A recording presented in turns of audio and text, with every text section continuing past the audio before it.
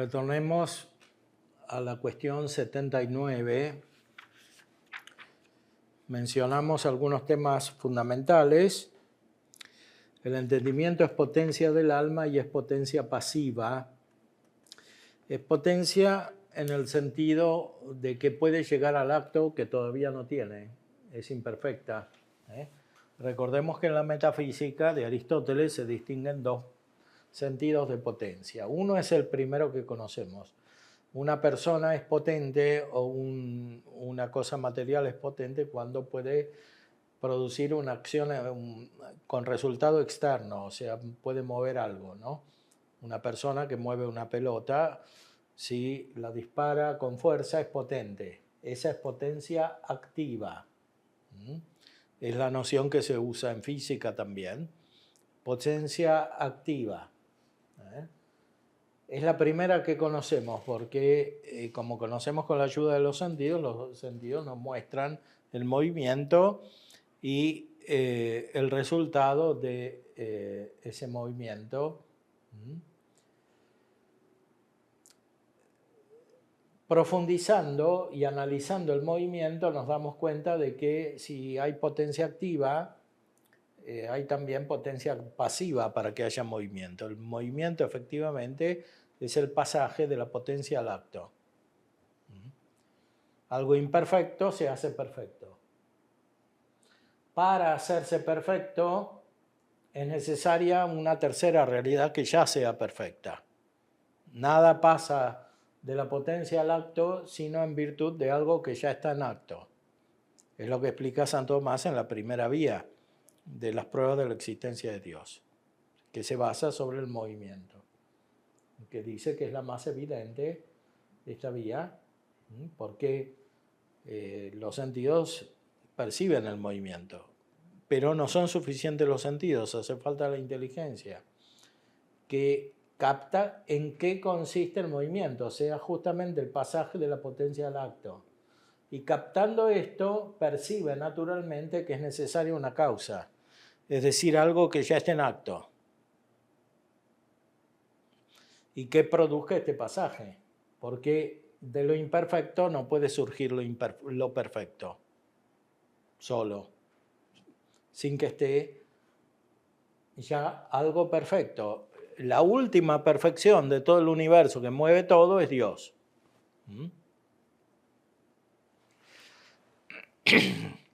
La prueba es más compleja, pero la resumo así.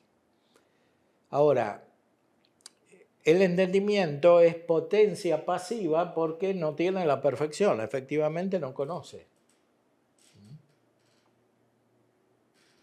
Que es la famosa metáfora de Aristóteles en el De Anima, que es como una tabla en la cual no hay nada escrito. Tabula rasa. Ahora, nos explica Santo Tomás que no solo hay un entendimiento que está en potencia pasiva, hay también un entendimiento que es potencia activa. Este es el que se denomina entendimiento agente.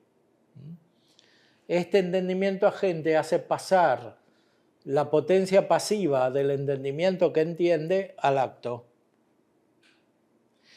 Pero el entendimiento agente no entiende. Produce como resultado el entender en el entendimiento posible, que es pasivo, respecto de un acto que todavía no tiene, y que lo tiene por la acción del entendimiento agente más la presencia de las imágenes. El entendimiento agente no puede hacer entender solo. Si no intervienen los sentidos, el hombre no puede entender. ¿Por qué? Porque el entendimiento humano es débil. Y es débil justamente porque corresponde a una realidad corporal. Lo corporal es particular, entonces limita lo universal. El conocimiento intelectual es universal. Alcanza el ser, que es universal. Universal o común, porque no es solamente el ser de una cosa, el ser está en todas las cosas. y las constituye. El entendimiento alcanza el ser. Cuando el entendimiento humano se dirige a alcanzar el ser, está limitado por la unión con los sentidos que corresponde a la estructura ilemórfica del hombre. El hombre tiene alma y cuerpo, el alma es inmaterial, el cuerpo es material, y así tiene una potencia inmaterial, que es el entendimiento, y potencias materiales, que son los sentidos, que tienen órgano corporal.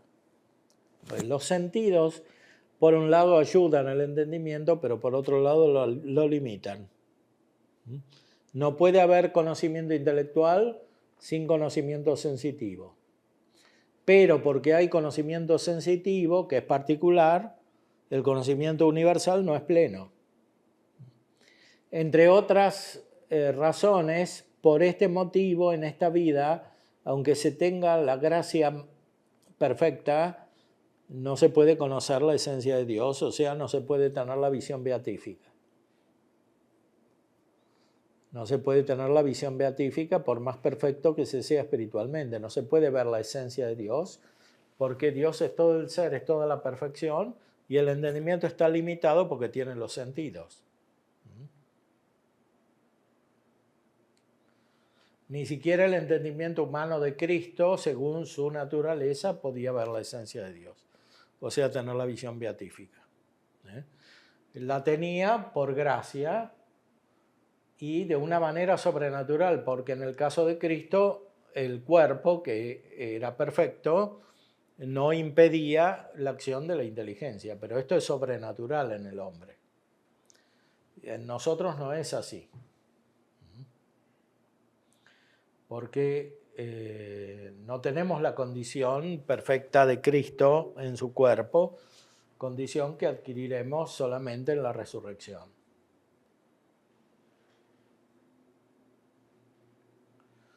Entonces, hay un entendimiento agente.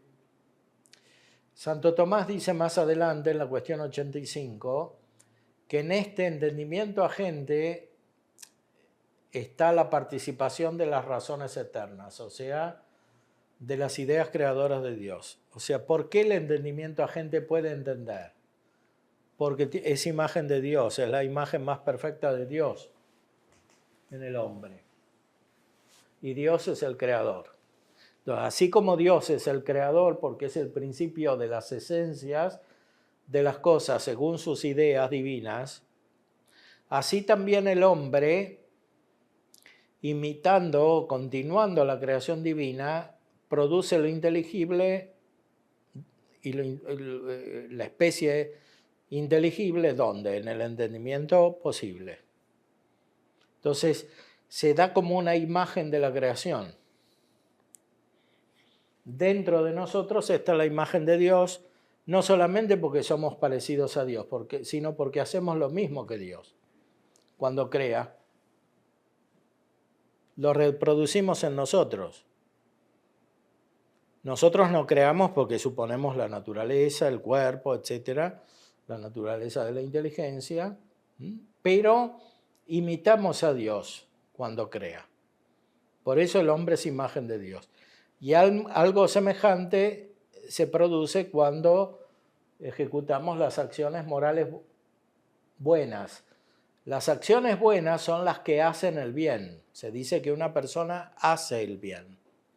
O sea que se produce en la realidad un bien que antes no estaba. Ese bien tiene una raíz que es principalmente metafísica.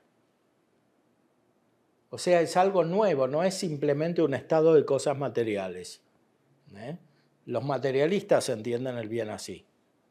Entonces reducen la ética a una especie de cálculo moral. A ver qué tiene más perjuicio, qué tiene más beneficio. Como a veces se hacen los comités de bioética de los hospitales, a ver si la calidad de vida compensa el sufrimiento que va a tener, etc. Todo ese cálculo moral supone que no hay una visión metafísica, o sea que hay un bien real que se produce por parte de la voluntad. y que supera lo sensible, el estado de cosas sensible. Entonces, el entendimiento agente es aquello por lo cual principalmente somos imagen de Dios en el orden natural. Después lo somos por la gracia, pero tenemos la misma vida de Dios. Y así el entendimiento agente nos hace entender. Es agente porque hace algo, porque hace entender, produciendo algo. Pero no de la nada, como Dios, sino suponiendo el orden de las cosas y suponiendo las cosas materiales conocidas en sus cualidades particulares por los sentidos. Entonces, en este entendimiento agente, dice más adelante Santo Tomás, está contenida la participación de las razones eternas, lo dice con la ayuda de San Agustín, citándolo.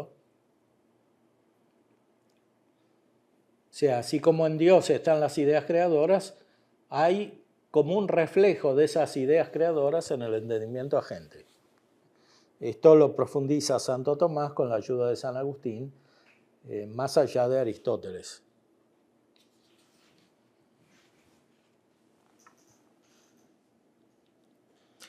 Este entendimiento agente es algo del alma, efectivamente. Había interpretaciones de Aristóteles por parte de los filósofos árabes sobre todo, que sacaban el entendimiento agente del hombre y lo ponían como algo intermedio entre Dios y la inteligencia humana, que sería solamente el entendimiento posible. Y tampoco se puede decir, como decían estos árabes, que el entendimiento agente sea uno en todos. Cada uno tiene su propio entendimiento agente.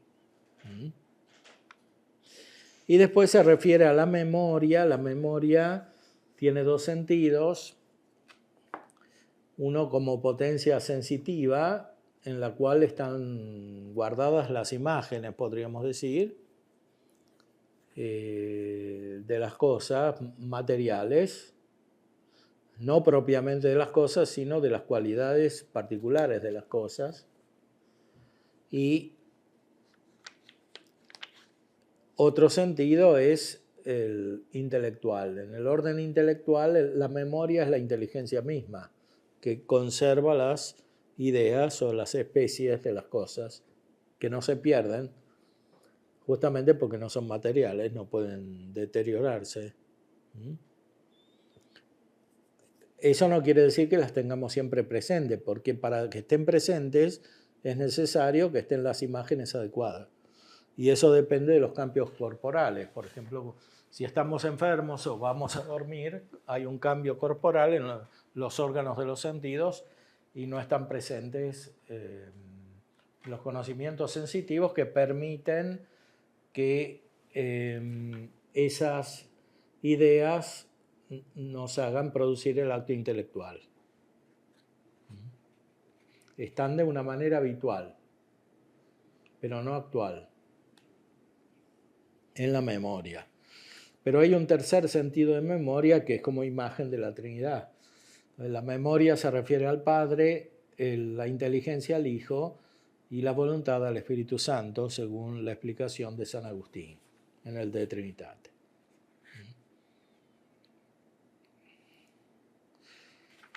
Después, Santo Tomás profundiza en un aspecto muy importante que es el de la razón. El sentido propio, entendimiento, tienen los que no usan los sentidos, es decir, los ángeles. Los hombres, para entender, necesitamos los sentidos. Y como los sentidos tienen órgano corporal, por naturaleza están sujetos a cambio, a movimiento, y eso condiciona el entender del entendimiento. O sea, para entender necesitamos crecer en el conocimiento, y esto no por la naturaleza misma del entendimiento en sí, sino por la unión del entendimiento con los sentidos. O sea, para que nosotros entendamos necesitamos usar los sentidos. Y los sentidos, como son particulares, no pueden ayudar al entendimiento a captar todo con un solo acto. Y por eso hay un crecimiento en la actividad intelectual en la medida en que los sentidos presentan distintos aspectos de las cualidades sensibles a la inteligencia. Por eso Santo Tomás a veces cita los neoplatónicos que decían que la razón surge en la sombra del entendimiento. O sea, en sentido propio tienen entendimiento los ángeles, en sentido limitado tienen entendimiento los hombres, porque algo entienden, captan directamente, pero para hacerlo necesitan un movimiento, y ese movimiento es lo que hace denominar al entendimiento humano como razón. Es la misma potencia en cuanto necesita moverse de un conocimiento a otro.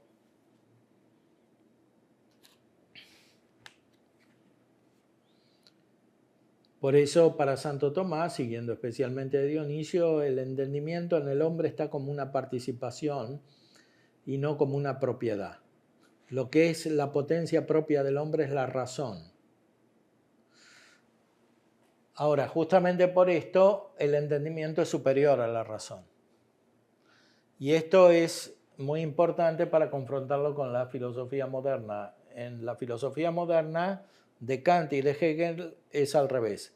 La razón es superior al entendimiento. O sea, para Kant y para Hegel, la complejidad y el movimiento de los actos mentales son un estado superior al de la quietud que capta la esencia de las cosas, especialmente Hegel. Por eso dice él que la razón es negativa y dialéctica y el entendimiento es quieto, o sea que es limitado.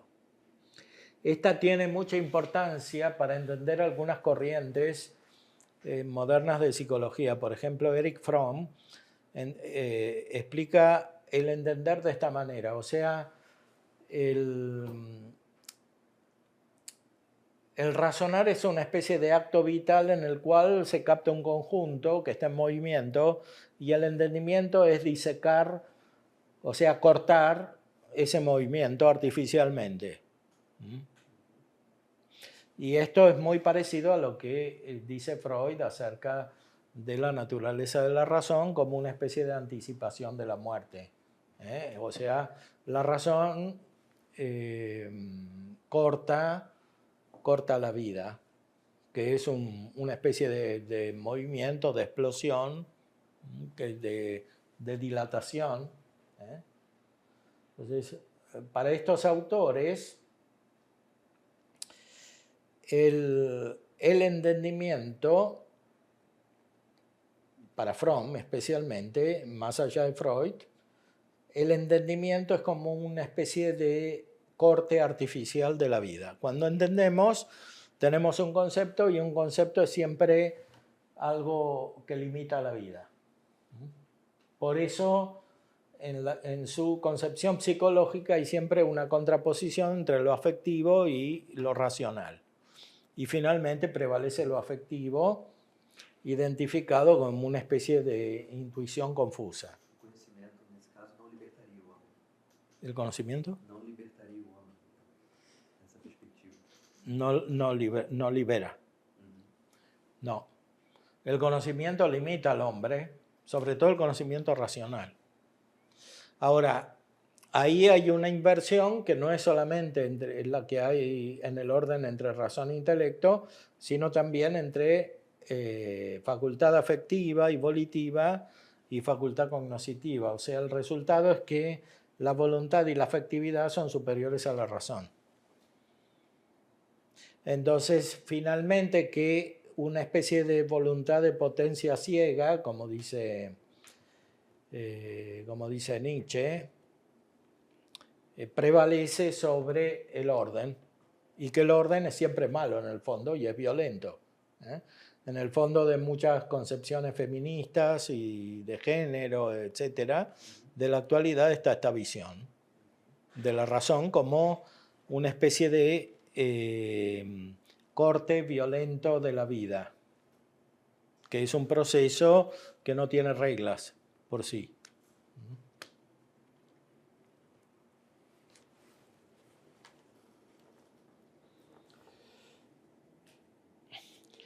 Otro aspecto que desarrolla Santo Tomás en la cuestión 79 es el de la razón superior y la inferior. Son la misma potencia, esta expresión está tomada de San Agustín. La misma potencia tiene una capacidad metafísica para elevarse por encima de lo material y especialmente para llegar a la causa de las cosas, que es Dios, y tiene una capacidad de dirigirse a lo material. La capacidad de dirigirse a lo inmaterial es la razón superior, la capacidad de dirigirse a lo material es la razón inferior. Y efectivamente, muchas veces se entiende por razón solamente esta capacidad de dirigirse a lo inferior, que es real, pero que no puede negar la otra capacidad, que es la principal. Por ejemplo, si una persona es muy práctica para dirigir una actividad comercial o para gobernar una comunidad, etc., puede usar su razón inferior, pero no su razón superior.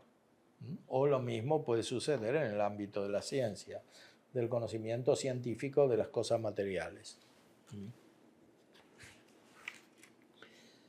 Otro punto es el de la inteligencia y un acto como intuitivo de la realidad, una capacidad mística, podríamos decir, ya en el orden natural, que a veces se denomina inteligencia, que es el acto del intelecto, especialmente en cuanto llega a las realidades más elevadas, y esto está en la misma filosofía antigua, en Platón y sobre todo en Aristóteles, que explica la capacidad más elevada del entendimiento humano como una especie de mística. Otro punto, distinción entre entendimiento especulativo y práctico. El entendimiento especulativo es el mismo entendimiento práctico. Santo Tomás a veces cita una frase de Aristóteles que el entendimiento especulativo por extensión se hace práctico. Por extensión quiere decir en cuanto se aplica al conocimiento de las operaciones particulares humanas, que son las que hay que disponer según lo que contempla o entiende el entendimiento especulativo. Especulativo quiere decir contemplativo, como que mira en un espejo. Y práctico quiere decir que hace algo para ordenar la realidad interna o externa. El entendimiento práctico es ético cuando ordena los actos humanos, que son principalmente interiores, aunque también tienen aspectos exteriores. Y el entendimiento humano es práctico de otra manera cuando está dirigido simplemente a organizar la realidad material, o sea, a producir un resultado que es principalmente externo. Esto es el ejercicio del arte o de la técnica. Lo importante es considerar la unidad entre el entendimiento especulativo y el entendimiento práctico.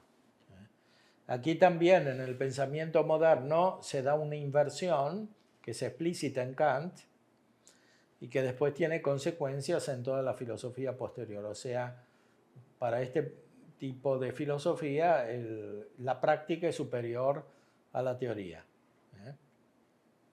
A veces se cita la frase de Karl Marx en las tesis sobre Nietzsche, sobre Feuerbach, que dice que hasta ahora los filósofos se han dedicado a contemplar el mundo y en cambio ahora se trata de transformarlo. O sea, no más contemplar el mundo, sino transformarlo.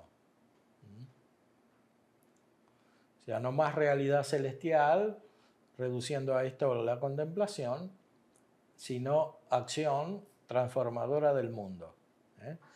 Esta inversión del orden de la razón está muy presente en la psicología moderna.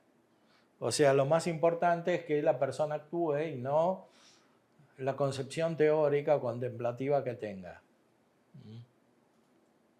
Porque a su vez se reduce la teoría a una especie de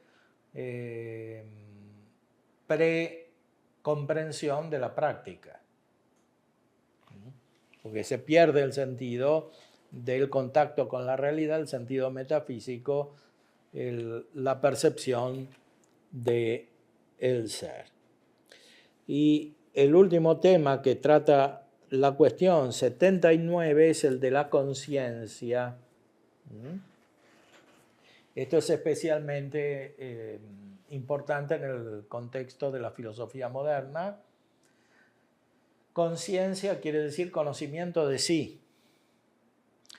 La conciencia, según Santo Tomás, es un acto de la inteligencia práctica, es decir, un acto de la inteligencia que conoce la propia conducta.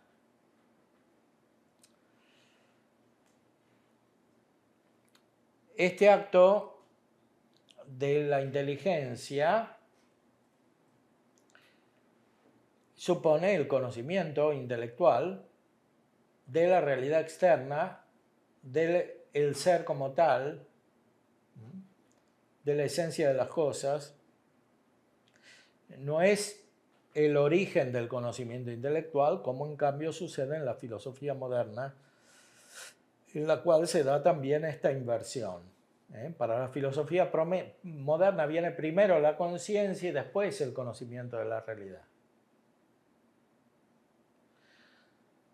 Por eso, como consecuencia, la filosofía moderna tiende al subjetivismo, o sea que el conocimiento intelectivo se centra en el propio sujeto que se conoce a sí mismo y que como consecuencia de conocerse a sí mismo conoce la realidad.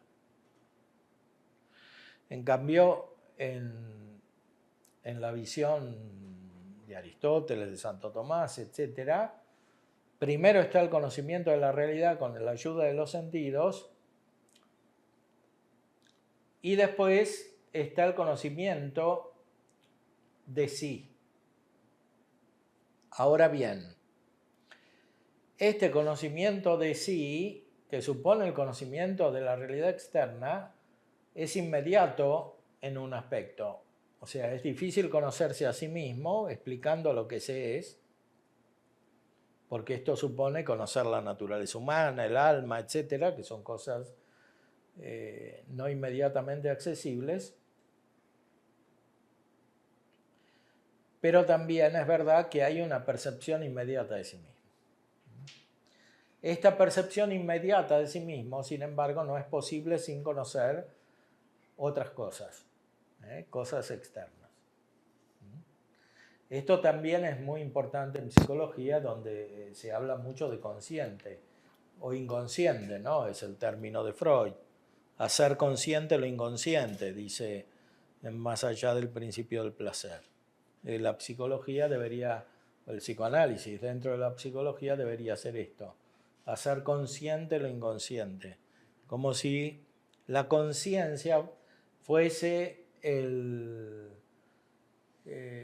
principio de la inteligencia o se identificase con la inteligencia misma, con la razón misma, y en esto consistiese el desarrollo total de la naturaleza humana.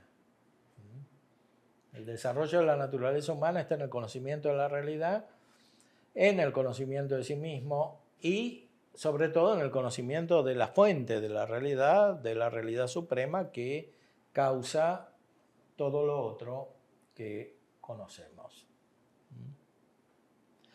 Bueno, tal vez quieren hacer preguntas sobre este punto. Tem alguma pergunta aí? Mas eu tenho, então. Então, padre, qual o problema, né, teria numa psicologia que desse uma ênfase no subjetivismo, nessa subjetividade? Sí, hay un problema. O sea, la psicología subjetivista es fundamentalmente una variación de la filosofía moderna, que por un lado explica todo desde la conciencia, pero por otro lado elimina el sujeto.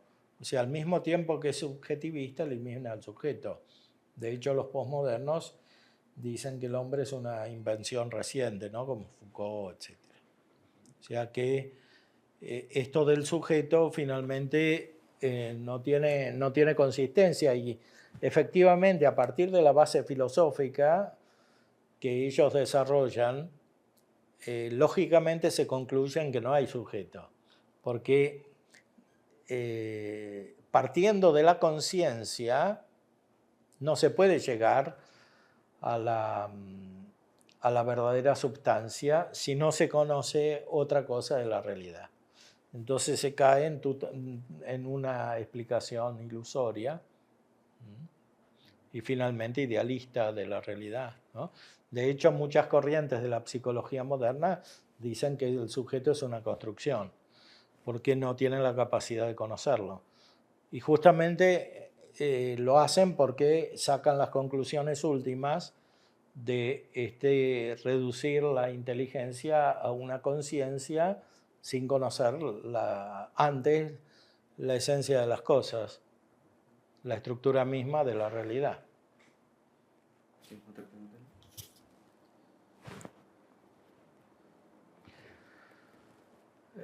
¿Cuál es la diferencia entre razón e intelecto? O sea, justamente en esta cuestión Santo Tomás dice que razón e intelecto en el hombre no se diferencian, son la misma potencia. En esa misma potencia hay un aspecto superior que se puede denominar intelecto, porque las sustancias separadas de la materia que tienen la inteligencia en sentido pleno son intelectos, reciben en modo perfecto ese nombre. Pero en el hombre razón e intelecto son la misma potencia. Intelecto en cuanto capta directamente los principios de la realidad y las esencias de las cosas, razón en cuanto se mueve para captarlos.